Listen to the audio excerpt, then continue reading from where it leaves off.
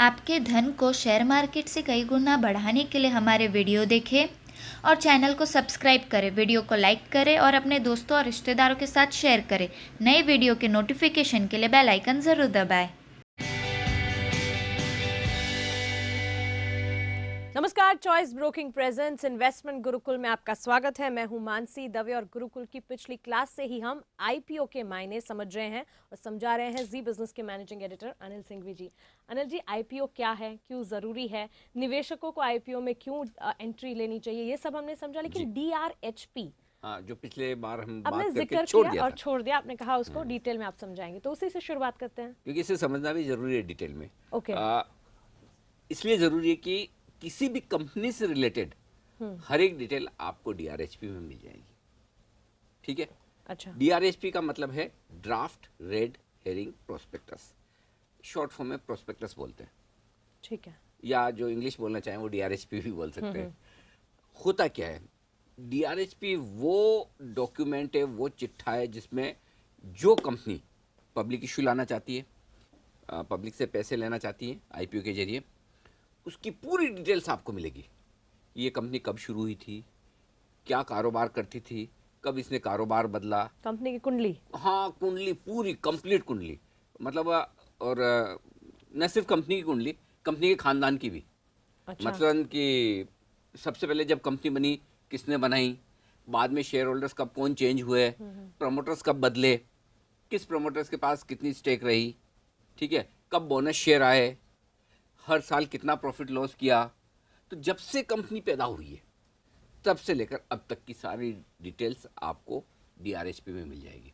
क्यों, उसकी वजह क्या है? आप सोचेंगे अरे भाई ये सब मांगने की जरूरत क्या है? हाँ। करेक्ट। हाँ। जरूरत है, क्योंकि मान से देखिए होता क्या है, एक बार कंपनी लिस्ट हो गई, इशू आ गया, शेयर लिस्ट हो गए, रोज ट्रेड होते हैं, फिर आपको पता है नतीजे कब आते हैं कंपनी के? हर तिमाही में। हर तिमाही। राइट। हर 3 महीने में आपको पता चल जाता है कि पिछले 3 महीनों में कंपनी ने क्या किया था, परफॉर्मेंस कैसी वो है। तो पता चल जाएगा। हाँ। लेकिन जब कंपनी पहली बार आ रही है मार्केट में तो कैसे पता नतीजे चलेगा? तो आए नहीं कभी, हम पहली बार ही वो एंट्री कर रही है है ना? आईपीओ बाजार तो से। लॉजिकल है, जब जब कंपनी पहली बार आ रही है तो अब तक की जो डिटेल्स है वो पता चल जाए। अब आप ये कहेंगे भाई इतने सब की डिटेल्स की जरूरत क्या है, साल 2 साल की ले लो, 3 साल की ले लो, 5 साल की ले लो, बहुत हो गया। कोई कंपनी 15-20 साल पुरानी है तो उतनी डिटेल्स क्यों चाहिए? चाहिए, क्योंकि नहीं तो क्या होगा कि कई सारे प्रमोटर्स बदमाश होते हैं ना, रूल को फॉलो करते हैं। अगर सेबी ने रूल बना लिया कि अच्छा 3 साल का ही बताओ डेटा, या 5 साल का ही बताओ, तो 5 साल तक क्लीन रखेंगे, 5 साल के पहले वाले सब दबा देंगे। और जो भी सही सही करना है वो 5 साल तक का ही एग्जैक्टली। इसलिए क्या होता है कि डीआरएचपी में आपको कंपनी जब से शुरू हुई है, जब जब जो डायरेक्टर थे, जब कंपनी ने बोनस इशू किया, डिविडेंड दिया, जो कारोबार किया, कारोबार बदले, सारी डिटेल्स वहाँ आ गई, पहली बात। फिर आती है कंपनी के प्रमोटर्स की डिटेल। प्रमोटर्स पहले कौन थे, क्या बाद में प्रमोटर्स बदलते हैं, कोई बड़ी बात नहीं, प्रमोटर्स भी बदलते हैं। उनकी डिटेल्स आएगी। उनकी डिटेल्स सिर्फ ये नहीं आएगी कि प्रमोटर्स कब बदले, कितने शेयर किसके पास है, उन प्रमोटर्स की भी जन्म कुंडली आएगी वो कि ये कौन है। प्रमोटर्स, हाँ, कौन है भाई, ये पहले क्या करते थे, और कौन सी कंपनियों में डायरेक्टर हैं, और इनके क्या बिजनेस है, कभी अंदर अंदर तो नहीं गए, कोई केस चल रहे हैं क्या, है ना, ये सारी चीज़ें उसमें आ जाती। तो कंपनी का अभी का कारोबार, पुराना कारोबार, अभी की डिटेल्स, पुरानी डिटेल्स, ये सारी की सारी सारा डीआरएचपी में, कच्चा चिट्ठा। कच्चा चिट्ठा, पक्का चिट्ठा, सारे चिट्ठे आ जाते हैं बिल्कुल। लेकिन तो ये डीआरएचपी जो है ये आईपीओ आने से पहले ही कंपनी को। पहले, ये तो पहली सीढ़ी है। अच्छा। एक बार डीआरएचपी आ गया, फिर डीआरएचपी जाता है सेबी के पास। सेबी तो आपको पता ही है, जी। कैपिटल मार्केट की सबसे बड़ी रेगुलेटर है, जी। और वही डिसाइड करती है कि किसी कंपनी का आईपीओ आ पाएगा या नहीं आएगा। ठीक ठीक है। है। तो सेबी के पास डीआरएचपी जाता है। डीआरएचपी जो सेबी के पास जाता है उसका एक प्रोसेस है, एक तरीका है। अब जैसा सपोज आपको आईपीओ लाना है, राइट, तो आपको डीआरएचपी फाइल करना है। जी। तो कुछ लोग होते हैं मर्चेंट बैंकर जिन्हें कहते हैं, हम वो विस्तार से आपको डिटेल में बताएंगे वो लोग कौन है क्या है। लेकिन उससे पहले जो डीआरएचपी फाइल किया जाता है वो सेबी के पास जाता है। सेबी उस डीआरएचपी की सारी डिटेल्स को देखती है। अच्छा, स्क्रूटनी। हाँ, स्क्रूटनी होती है, प्रॉपर स्क्रूटनी होती है। स्क्रूटनी के बाद सेबी ये कहती है कि भाई हमें ये और इन्फॉर्मेशन चाहिए, ये क्लेरिफिकेशन चाहिए। मतलब मसलन जैसे आप कहो कि आपको आईपीओ लाना है, आपने कहा भाई मेरे पास एक 5,000 स्क्वायर फीट का ऑफिस है जो मैंने खरीद रखा है, जहाँ से मैं बिजनेस करता हूँ। आपने DRHP में लिख के दिया, डिटेल्स दीजिए। हाँ, एग्रीमेंट की कॉपी लगाई है, आपके नाम पे है क्या, कब खरीदा है। अगर आप कहेंगे किराए पे लिया हुआ है तो लीज एग्रीमेंट लगेगा। मतलब एक एक डिटेल्स, प्लांट मशीनरी है आपने खरीदी, अगर कोई मैन्युफैक्चरिंग कंपनी है, बिल्स लाओ, कब खरीदी, कहाँ से खरीदी, मतलब उस लेवल की सारी डिटेल्स मांगी जाती है DRHP को देखकर। अगर सेबी को लगता है कि कुछ और डिटेल्स चाहिए, वो और डिटेल्स मांगेंगे। इसको ऑब्जर्वेशन कहते हैं, सेबी का ऑब्जर्वेशन। आपके DRHP पर सेबी क्या सोचती है, फिर वो और डिटेल्स मांगेंगे। और डिटेल्स आप दीजिए, जब सेबी सेटिस्फाइड हो जाती है तो कहते हैं हाँ अब ठीक है, अब आप IPO लाने की तैयारी कर सकते हैं। तो सेबी सेटिस्फाई होने के बाद DRHP हमारे लिए, निवेशकों के लिए अवेलेबल होता है? DRHP तो शुरू से अवेलेबल है, अच्छा। निवेशकों के लिए पहले से ही है। उसमें एडिशंस होते जाएं, हाँ, ऐसा है? DRHP आपको सेबी की साइट पर मिल जाएगा, कंपनी की वेबसाइट पर मिल जाएगा, जो लीड मैनेजर्स हैं उनकी वेबसाइट पर मिल जाएगा। और एक बार सेबी ने इसे अप्रूव कर दिया तो इसमें से DRH निकाल दो, पी। खाली पी रहने दो, यानी कि प्रोस्पेक्टस। अच्छा, हाँ, जब सेबी अप्रूव कर दे तो ये प्रोस्पेक्टस बन जाता है। ओके, तो हाँ, फिर ये मतलब ये फाइनल प्रोडक्ट है आपके सामने एक तरह से। ठीक है। वो प्रोस्पेक्टस उसके बेसिस पर IPO आता है, पब्लिक इशू आता है, और वही प्रोस्पेक्टस फिर कंपनी को भेजना होता है ROC में, रजिस्ट्रार ऑफ कंपनीज में, उनकी अप्रूवल के लिए। वही प्रोस्पेक्टस भेजना होता है स्टॉक एक्सचेंजेस को, क्योंकि अल्टीमेटली शेयर तो आपका स्टॉक एक्सचेंज में लिस्ट होगा।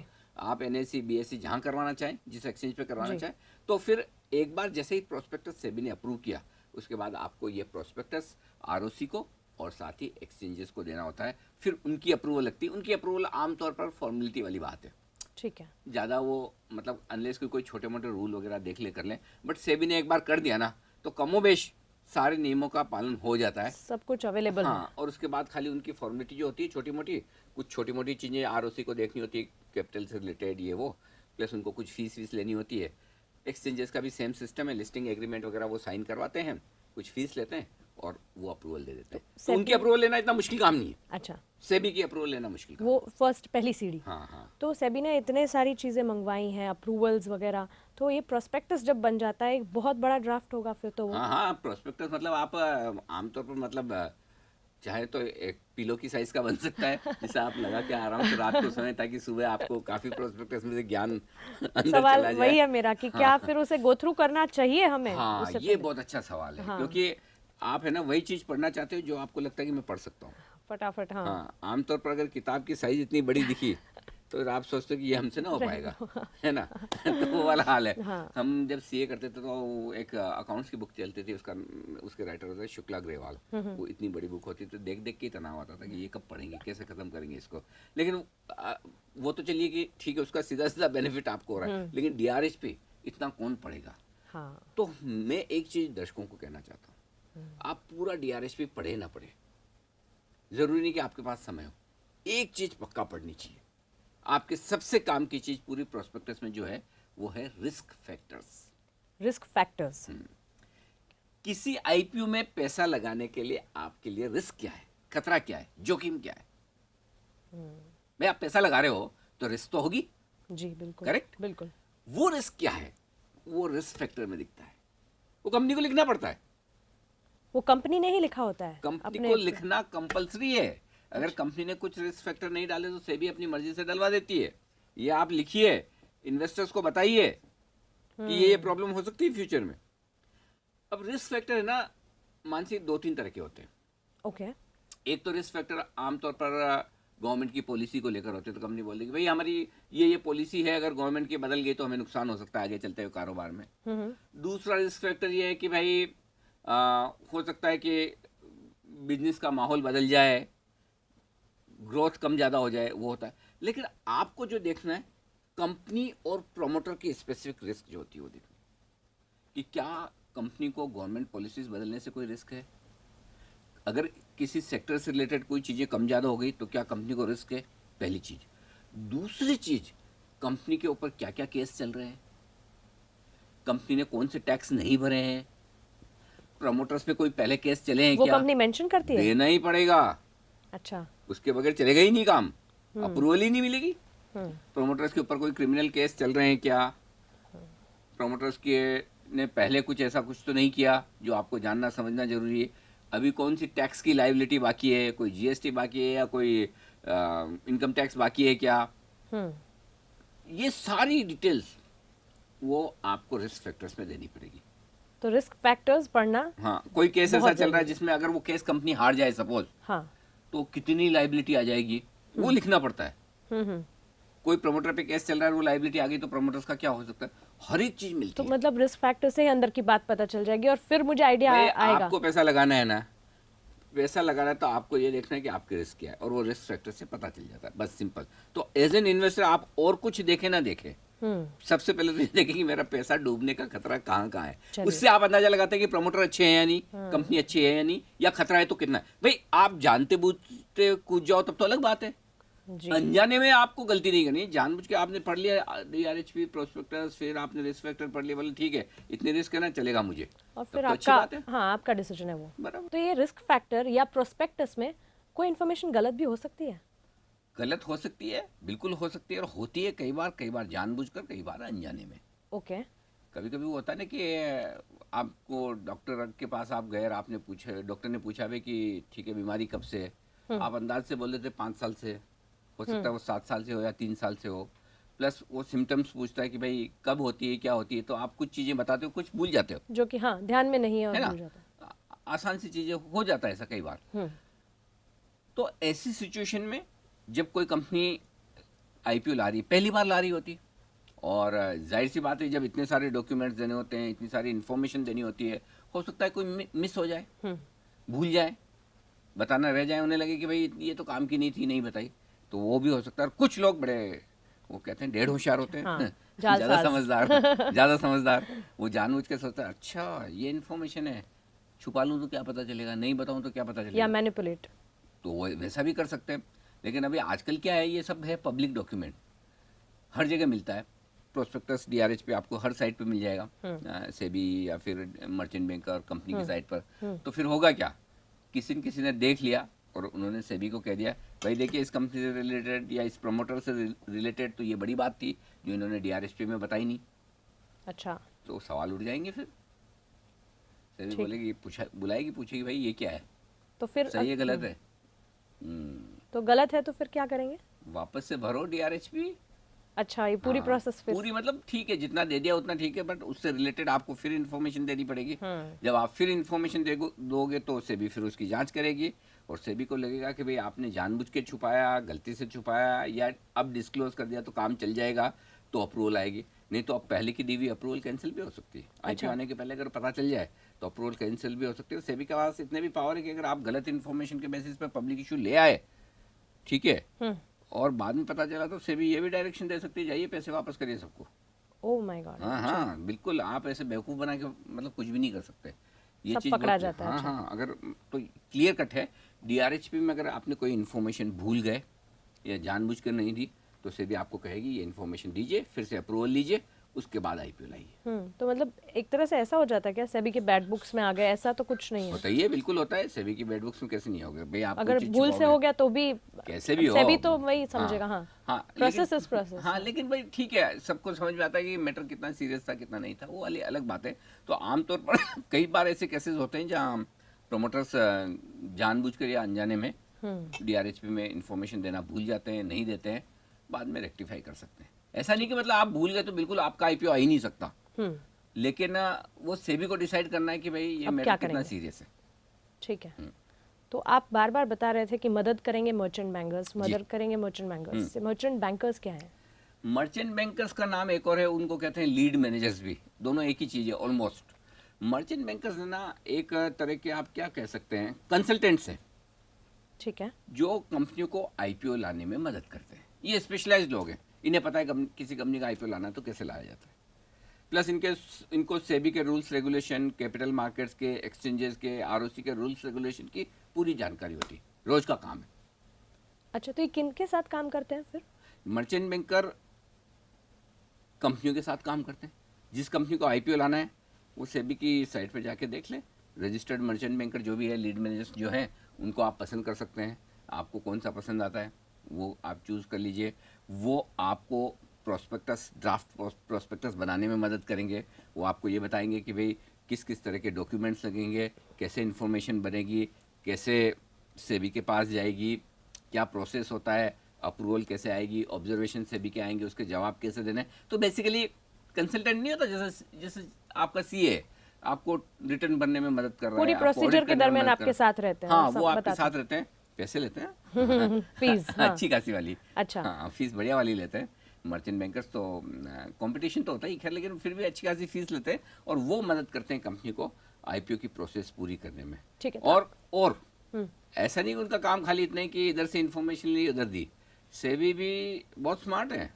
बहुत सारे केसेस में सेबी ये कहती है कि जो कुछ भी कंपनी इन्फॉर्मेशन दे रही है आप भी सर्टिफाई करो। अच्छा, मर्चेंट बैंकर्स। हाँ हाँ हाँ हाँ। और वो होते हैं सीए। मर्चेंट बैंकर तो कोई भी बन सकता है, एक पर्टिकुलर एक्सपीरियंस चाहिए और वो सारा उनके क्राइटेरिया अलग है। okay. वो लंबी चौड़ी चीजें, लेकिन आमतौर पर हाँ चार्टर्ड अकाउंटेंट और इस तरह के जो क्वालिफाइड लोग होते हैं, एमबीए वगैरह होते हैं, जो ये लोग अपनी कंपनी बनाकर मर्चेंट बैंकर्स बनते हैं। तो आप भी साइन करो। हाँ, तो बहुत सारी चीजें भाई सेबी क्या कहती है, हम हर एक चीज थोड़ी एक एक की देखने जाएंगे। अगर सपोज कोई कंपनी 50 साल पुरानी है और वो कहते हैं मुझे आईपीओ लाना है, अब 50 साल पुराने डेटा अगर सेबी के पास आएंगे, सेबी पागल हो जाएगी, बोले इतना कब देखेंगे हम। तो कई सारे डेटा ऐसे होते हैं जो सेबी कहती है आप मर्चेंट बैंकर है ना, आपने चेक किया, आप बोलेंगे हाँ चलो साइन करके दो, आपकी गलती नहीं होनी चाहिए। अच्छा, तो उनकी जिम्मेदारी हो जाती है। जिम्मेदारी नहीं, गलत सर्टिफाई किया आप पे पेनल्टी लग सकती है, आपका लाइसेंस कैंसिल हो सकता है। मर्चेंट बैंकिंग के लिए लाइसेंस लेना पड़ता है सेबी से। तो इसलिए मर्चेंट बैंकर गलत नहीं कर सकते, गलत करेंगे। और आजकल सिंपल बढ़िया सिस्टम है, ट्रांसपेरेंसी, गलती करते ही पता चल जाता है एकदम। तो इसलिए मर्चेंट बैंकर की भी कई कई मामलों में जिम्मेदारी होती है। हर एक चीज़ से भी जरूरी नहीं कि देखे, कुछ चीज़ें वो मर्चेंट बैंकर से सर्टिफाई करने को कह सकती है और उसके बेसिस पे वो आगे बढ़ सकते हैं। अच्छा, और वेबसाइट पे वो लिस्ट मिल जाती है मर्चेंट बैंक? हाँ हाँ, सेबी की साइट पर सब कौन अप्रूव्ड मर्चेंट बैंकर है, कौन नहीं, सब पता चलता है। ठीक है। एक और, लेकिन मर्चेंट बैंकर होना जरूरी है, उसके बगैर आप आईपीओ ला नहीं सकते। अच्छा अच्छा, हाँ, ये compulsory प्रोसेस आपको चाहे merchant आप banker तो हाँ, समझते भी हैं आईपीओ को, तब भी आप नहीं ला वो सकते, तो लेना ही है। 100% चाहिए, बिना मर्चेंट बैंकर आप आईपीओ नहीं ला सकते, आपको लेना ही लेना है। ठीक है। हाँ। ऐसा ही एक और कॉन्सेप्ट बार बार सुनने में आया है, एंकर इन्वेस्टर्स। हाँ। ये क्या है? ये देखिए, आईपीओ आने के तुरंत पहले, 1 से 2 दिन पहले, कुछ ऐसे इन्वेस्टर्स होते हैं जिन्हें कंपनी आईपीओ में पहले ही कह देती है कि हम आपको इतने शेयर आईपीओ में दे रहे हैं, अलॉटमेंट दे रहे हैं। ठीक है, सपोज किसी कंपनी का आईपीओ खुलने वाला है 2 दिन बाद, ठीक है, वो कंपनी कहती है कि हम कुछ ऐसे इन्वेस्टर्स हैं जिनको पहले ही शेयर देना चाहते हैं। तो अब आप सोचेंगे ये इन्वेस्टर कौन है? हाँ। ये इन्वेस्टर फिक्स है, इनको कहते हैं इंस्टीट्यूशनल इन्वेस्टर्स। इनमें कौन आता है? एफआईज, म्यूचुअल फंड्स, इंश्योरेंस कंपनियां और बैंक्स। ये 4 तरह के इन्वेस्टर्स और थोड़े बहुत और अलग दूसरे इंस्टीट्यूशंस हैं। तो बेसिकली जो इंस्टीट्यूशनल इन्वेस्टर्स हैं जिन्हें क्यूआईबी कैटेगरी में रखा जाता है, क्वालिफाइड इंस्टीट्यूशनल बिडर्स। अच्छा। यानी कि बड़े इन्वेस्टर जिनको आमतौर पर ये इंडिविजुअल्स नहीं है? हाँ, इंडिविजुअल नहीं, एफआईडीआई जो कहते हैं ना, Okay. इंडिविजुअल्स भी नहीं, नॉर्मल कंपनियां भी नहीं, सिर्फ म्यूचुअल फंड, इंश्योरेंस कंपनियां, बैंक्स, फाइनेंशियल इंस्टीट्यूशंस और एफआईज, ये सारे होते बड़े इन्वेस्टर। इन बड़े इन्वेस्टर्स को एक फैसिलिटी है, ये आपको कोई आईपीओ अच्छा लग रहा है तो आप कंपनी को पहले एंकर इन्वेस्टर के तौर पर एप्लीकेशन दे सकते हैं और कंपनी आपको शेयर आईपीओ के पहले ही दे सकती है। तो अब आप सोचेंगे इनको ये क्या? हाँ, इनको ये फायदा क्यों, हमें तो नहीं है। हाँ, और फायदा क्या है? इसलिए कि ये जो इंस्टीट्यूशनल इन्वेस्टर ये खुद के लिए नहीं कर रहे। बेसिकली इनमें आज जैसे म्यूचुअल फंड है तो म्यूचुअल फंड में बहुत लोगों के पैसे लगे हैं, बैंक्स हैं तो बैंक्स में बहुत लोगों के पैसे लगे हैं, इंश्योरेंस कंपनियां हैं तो उनमें बहुत लोगों के पैसे लगे हुए होते हैं। इसलिए वो बड़े इन्वेस्टर हैं जिसका फायदा कई सारे इन्वेस्टर्स को इनडायरेक्टली मिल जाता है, इसलिए उन्हें अलॉटमेंट दिया जाता है। Point number 1। पॉइंट नंबर 2, इनके केस में एक और चीज है, जो भी अलॉटमेंट एंकर इन्वेस्टर्स को होता है उसे मिनिमम आपको 30 दिन रखना है। अगर आप नॉर्मल कैटेगरी में एप्लीकेशन लगा रहे हैं और जिस दिन शेयर लिस्ट हुआ आपको बेचना बेच दीजिए, कोई नहीं रोक सकता। ठीक है, राइट। लेकिन अगर एंकर इन्वेस्टर के तौर पे आप लगा रहे हैं तो 30 दिन, लिस्टिंग के मिनिमम 30 दिन तक आपको रखना पड़ेगा। कितना ही पैसा बन रहा हो, कितना ही नुकसान हो रहा हो, नहीं बेच सकते, बिल्कुल नहीं, बिल्कुल नहीं। और एंकर इन्वेस्टर में एक कोटा भी होता है, कितना आप एंकर इन्वेस्टर को देंगे। सी आमतौर पर 50% इश्यू प्राइस का जो है ना वो रिजर्व होता है क्यूआईबी कैटेगरी के लिए। तो क्यूआईबी कैटेगरी का 50% जो है उसका 60% एंकर इन्वेस्टर्स को दे सकते हैं, यानी कि ओवरऑल इश्यू साइज का 30% मैक्सिमम उतना जा सकता है, आप एंकर इन्वेस्टर्स को दे सकते हैं मैक्सिमम, उससे कम भी दे सकते हैं। ज़्यादा नहीं। ठीक है। अब एक और बात ये है, ये कौन डिसाइड करेगा कौन से एंकर इन्वेस्टर्स को किस तरह से कितना शेयर जाना चाहिए। नॉर्मल कोर्स में आईपीओ के बाद अलॉटमेंट जो होता है उसमें प्रो रेटा बेसिस पर अलॉटमेंट होता है, वो मैं आगे बताऊंगा आपको कि किस तरह से अलॉटमेंट मिलता है। लेकिन एंकर इन्वेस्टर्स की जो बुक बनती है वो मर्चेंट बैंकर और कंपनी के ऊपर है कि अच्छा, किसको देना है, वो डिसाइड कर सकते हैं कब? वही डिसाइड करते हैं। अच्छा, सेबी का रोल नहीं? सेबी का रोल नहीं, वो तो सेबी को लिस्ट भेजेंगे भाई इसको इतना इतना देना है, एक हायर लिमिट है, इससे ज़्यादा नहीं दे सकते। तो पॉइंट सिंपल है कि उन्हें लगता है इस फंड को इतना देना है, इस फंड को इतना देना है, ये उनका राइट है और अकॉर्डिंगली वो देते हैं। लेकिन जाते जाते गुरु ज्ञान तो बनता है अनिल जी, आज का गुरु ज्ञान क्या है? देखिए सिंपल है, अगर आपको लगता है कि आपको शेयर बाजार में कुछ नहीं आता और आप वाकई में किसी कंपनी को समझने की कोशिश करना चाहते हैं तो उसकी पहली सीढ़ी है डीआरएचपी को गोट के पढ़ लेना। ठीक है, चाहे कितना भी बड़ा है पढ़ो। बड़ा है, बड़े में आपको कुछ काम की चीज़ निकालनी है, कुछ चीज़ छोड़ देनी है। लेकिन किसी कंपनी के बारे में अगर आपको लगता है कि कोई नए तरह का बिजनेस है, कोई कंपनी पहली बार बाजार में आ रही है जिसके प्रोस्पेक्ट्स बहुत अच्छे हैं, कोई आईपीओ 50-100 गुना भरने वाला है, तो फिर उस कंपनी को आप देखना, सुनना, समझना जरूर चाहेंगे। तो जो बिगिनर्स हैं, जिन्हें वाकई में फंडामेंटल नॉलेज लेने का इंटरेस्ट है जी। जो वाकई में एक अच्छा इन्वेस्टर बनना चाहते हैं, उनके लिए बेहद ज़रूरी है जो इंटरेस्टिंग बढ़िया कारोबार वाली कंपनियां बाजार में उतर रही है उनके प्रोस्पेक्टस को बिल्कुल अच्छे से पढ़ें, ध्यान से। वक्त लगेगा, उसका फॉर्मूला है, उसे ना प्रोस्पेक्टस और अपने कोर्स की किताब की तरह ना पढ़े, काम समझ के नहीं, नोवेल की तरह पढ़े। तब फिर इंटरेस्टिंगली हो जाएगा। हाँ, ये सब नोवेल जैसा है नहीं इसमें कुछ, लेकिन नोवेल की तरह पढ़े तो आपको बड़ा मजा आएगा और वाकई में ज्ञान का ज्ञान और फन का फन। चलिए, तो इसी गुरु ज्ञान के साथ हमें दीजिए इजाजत। लेकिन इन्वेस्टमेंट गुरुकुल की क्लासेस ढेर सारी हैं, ढेर सारी इन्फॉर्मेशन, ढेर सारा ज्ञान भी है। बने रहें हमारे साथ। नमस्कार।